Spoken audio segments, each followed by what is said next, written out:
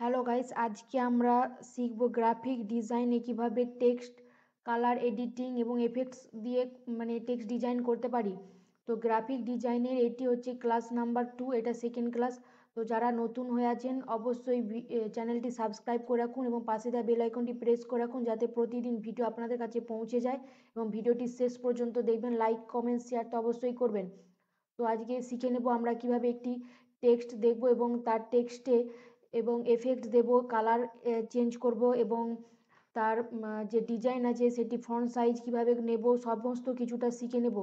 তো প্রথমে আমি একটি ডিজাইন ওপেন করে নিচ্ছি। তো এখানে ক্রিয়েট এ ডিজাইন নিলাম, দিয়ে ক্রিয়েট এ ডিজাইন নেওয়ার পর আমি যে ইউটিউব থাম্বনেল আছে ইউটিউব থাম্বনেলে ক্লিক করলাম।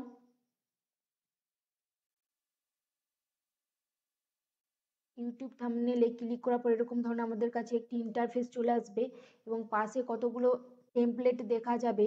তো এখান থেকে আমরা টেমপ্লেট নিতে পারি বা নিজেদের মতো কালার দিয়ে ডিজাইন করতে পারি এবং টেক্সট লিখতে পারি, ঠিক আছে। তো আমি কোনো টেমপ্লেট নিচ্ছি না, শুধু আমি এই ব্ল্যাঙ্ক পেজে দেখিয়ে দিচ্ছি কিভাবে টেক্সট আমরা এডিটিং করবো, ঠিক আছে। তো এখানে যে বাঁ দিকে অপশান রয়েছে টেক্সট বলে, এই যে টেক্সট বলে যে অপশানটি রয়েছে, ঠিক আছে, এই যে টেক্সট বলে যে অপশানটি রয়েছে এখানে আমরা এখানে আমাদেরকে ক্লিক করতে হবে।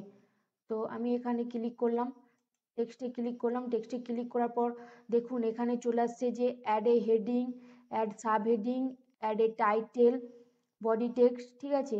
এরপরে আরও অনেক অপশান রয়েছে যে এগুলো এরকম বিভিন্ন ধরনের টেক্সটের ডিজাইন চলে আসছে, যেমন এখানে ক্লিক করলাম এরকম ডিজাইন চলে আসছে, এর উপর আমরা এডিটিং করতে পারি। এখানে একবার ক্লিক করলাম, ক্লিক করার পর ব্যাক পেজ দেব। ব্যাক পেজ দেওয়ার পর দেখুন লেখাগুলো মুছে যাচ্ছে, আমরা আবার নিজেদের মতো লেখা লিখতে পারছি, ঠিক আছে। তো আমি এটা নেব না, তো ডিলিট করব। কোথায় ডিলিট অপশান কোথায় থাকবে, এখানে মোর বলে অপশান আছে, এখানে ক্লিক করলাম। দেখুন এখানে মোর বলে অপশান আছে, দেখিয়ে দিচ্ছি। এই যে এখানে যে অপশানটি রয়েছে এখানে ক্লিক করবেন, ঠিক আছে। আমি এখানে ক্লিক করলাম, একবার ক্লিক করার পর এখানে দেখুন নিচে নিচে অপশান রয়েছে কি কি না, এখানে অপশান রয়েছে যে copy, paste, duplicate, align to page, তারপরে আছে কি না লিঙ্ক আছে, লুক আছে, লুক বলতে এখানটায় লেখাটা আমি লক করতে পারি, অল্টারনেটিভ টেক্সট, এইসবগুলো দেখাচ্ছে, ঠিক আছে। তো আমি এখানে লেখাটাতে ক্লিক করলাম, একবার ক্লিক করার পর লেখাটার ওপরে একবার ক্লিক করার পর এখানে যে ডিলিট অপশান শো করাচ্ছে ডিলিট অপশানে ক্লিক করে দেবো, তো লেখাটা অলরেডি চলে যাবে, ঠিক আছে। তো প্রথমে কি করব, তো আমরা একটি টেক্সট নিয়ে নেব। টেক্সট নেওয়ার জন্য আমরা প্রথমে অ্যাড হেডিং নিয়ে নেব। অ্যাড হেডিংয়ে ক্লিক করলাম, একবার ক্লিক করার পর এরকম একটি অপশান চলে আসবে। তো এখানে আমাদের কোনো কিছু লিখতে চাই, আমরা লিখতে চাই ইউটিউব, ঠিক আছে। ইউটিউব লেখা চলে আসলো। তো ইউটিউব লেখা চলে আসার পর এখানে দেখুন আমাদের যে উপরে এই অপশানগুলো দেখাচ্ছে, এই যে অপশানগুলো সব দেখাচ্ছে টেক্সটের ক্ষেত্রে এইসব অপশানই আমাদের কাজে লাগবে, ঠিক আছে। তো এখানে ইউটিউবের উপর ক্লিক করলাম, ক্লিক করার পর আমরা লেখাটিকে বড় করতে চাই। তো বড় করার জন্য কি করব না, এই যে এখানে এই যে প্লাস বটম আছে, এই যে প্লাস বটম আছে, আর একটা আছে মাইনাস, এখানে মাইনাস বটম আছে। তো প্লাস বটম হলে আমরা বাড়বে এবং মাইনাস বটম হলে কমবে। তো আমরা এখানে প্লাস বটম ক্লিক করব। দেখুন প্লাস বটনে ক্লিক করতে করতে লেখাটি বড় হয়ে যাচ্ছে, ঠিক আছে। তো এই যে লেখাটি আছে একে আমরা এইবারে বোল্ড করতে চাই। তো বোল্ড এখানে অপশন রয়েছে বি, বি বলে বোল্ডে ক্লিক করলাম। দেখুন বোল্ডে ক্লিক করলে মোটা হয়ে চলে আসলো, আবার একবার ক্লিক করলাম না, বোল্ড চলে গেল, আবার ক্লিক করলাম আবার চলে আসলো, ঠিক আছে। আর এখানে আই আছে, আই মানে ইতালিক, একটু লেখাটা হেলে যাবে। আর ইউ আছে আন্ডারলাইন, এখানে আরেকবার ক্লিক করব, আন্ডারলাইনটা উঠে যাবে, ঠিক আছে। আর এখানে আছে ক্যাপিটালে স্মলে, এখানে ছোট বড় আছে। দেখুন সমস্ত লেখাগুলো ক্যাপিটাল হয়ে গেছে, আবার একবার ক্লিক করলাম, লেখাগুলো সমস্ত স্মল লেটার হয়ে গেছে, ঠিক আছে। আর এরপর এখানে আরেকটি অপশান রয়েছে অ্যালিগমেন্ট। অ্যালিগমেন্ট মানে লেখাগুলো সাইজ সমান হবে, মাঝে আসবে, ঠিক আছে, যেমন আমরা এমএস ওয়ার্ডে কাজ করে থাকি সেরকম।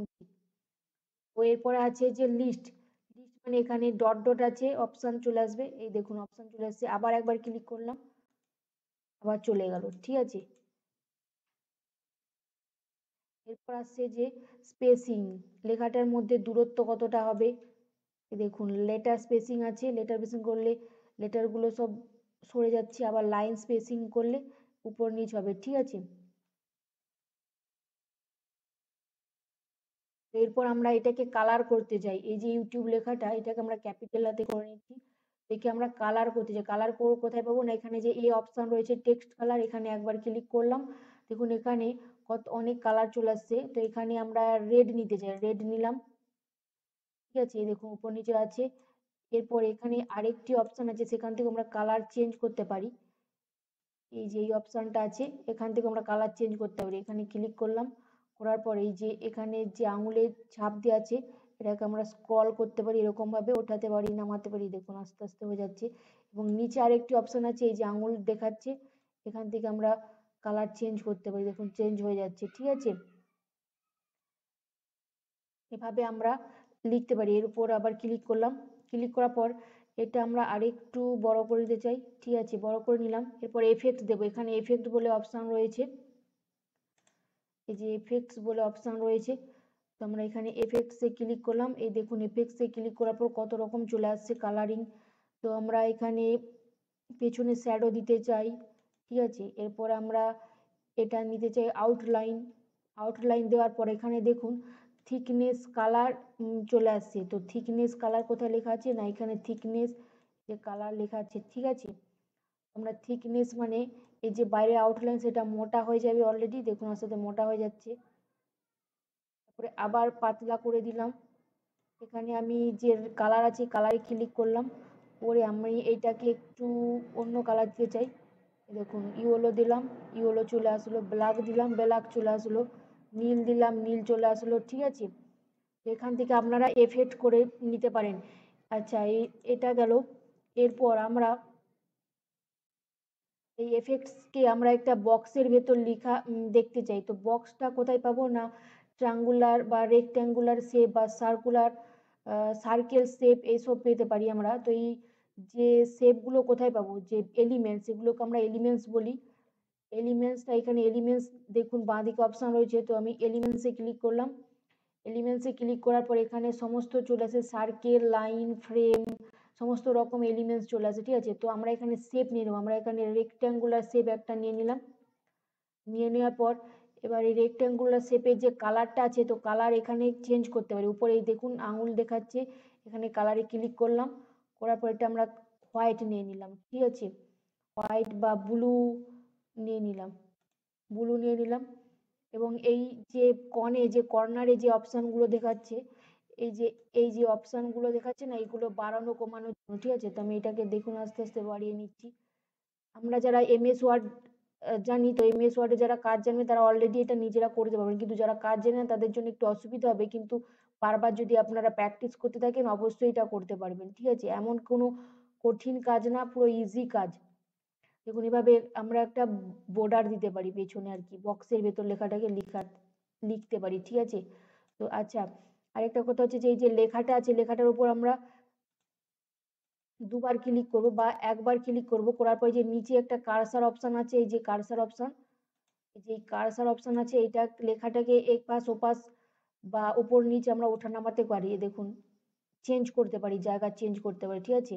এটা ঠিক মিডিলে টেনে টেনে নিয়ে চলে আসবো, ঠিক আছে। এরপর আছে পেছনের বক্সটা, পেছনের বক্সে ক্লিক করতে হবে একবার, ক্লিক করার পর একেও আমরা এপাশ ওপাশ ঘুরিয়ে নিতে পারি। তো এখানে ক্লিক করব, ক্লিক করার পরে দেখুন বক্সটা অলরেডি চলে আসছে। তো কার্সারটি প্রথমে একবার ক্লিক করতে হবে এবং এখানে সেট করে নিতে হবে, ঠিক আছে। তো এখানে সেট করে নিলাম, করে নেওয়ার পর ছেড়ে দিলাম, দেখুন ঠিক আছে। তো এইভাবে আমরা একটা টেক্সট ডিজাইন করতে পারি। তো আজকে হচ্ছে টেক্সটের সমস্ত কিছু বলে দিলাম, যে কিভাবে কালার চেঞ্জ করবেন, সাইজ বাড়াবেন কিভাবে এবং বোল্ড করবেন, এই যে এখানে টেক্সট কালার আছে, এখানে এফেক্টস আছে, সমস্ত কিছু এখানে উপরে যে রয়েছে হেডিং অপশানে এখানে সমস্ত কিছু পেয়ে যাবেন, ঠিক আছে। তো আমরা একটা ডিজাইন হয়ে যাওয়ার পর এটাকে আমরা সেভ কোথায় করব না, এখানে যে শেয়ার অপশান রয়েছে শেয়ার অপশানে ক্লিক করবেন, ক্লিক করার পর যে ডাউনলোড অপশান রয়েছে এই ডাউনলোড অপশানে ক্লিক করলে অলরেডি ডাউনলোড হয়ে যাবে, ঠিক আছে। তো ভিডিওটি ভালো লেগে থাকলে অবশ্যই সাবস্ক্রাইব করবেন, লাইক শেয়ার কমেন্ট তো অবশ্যই করবেন, ঠিক আছে।